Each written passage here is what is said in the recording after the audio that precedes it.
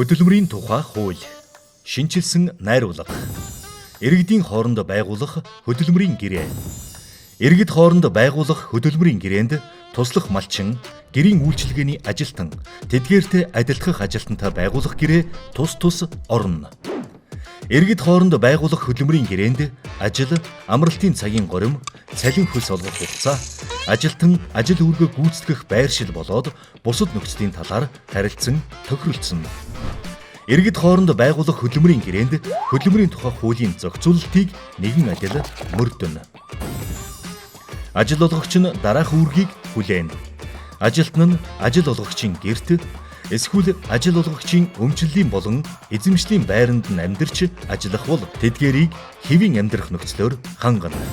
Мөн нэр төр, эрх, хууль ёсны ашиг сонирхлыг хүндэтгэн харилцаж, аливаа ялгуурлан гадуурхалт, дарамт, хүчирхийлэл, бэлгийн дарамтаас ангид ажлын байрны нөхцлөөр хангана.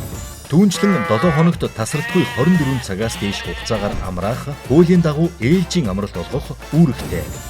Туслах малчны цалин хөлсийг олгохдоо түүнийг зөвшөөрвөл цалин хөлсний 30-аас илүүгүй хувийг чанарын шаардлага хангасан бараа бүтээгдэхүүн, мал, бусад эд хөрөнгийг зах зээлийн дунджаас илүүгүй байхаар тооцсон мөнгөн бус хэлбэрээр олгож болно.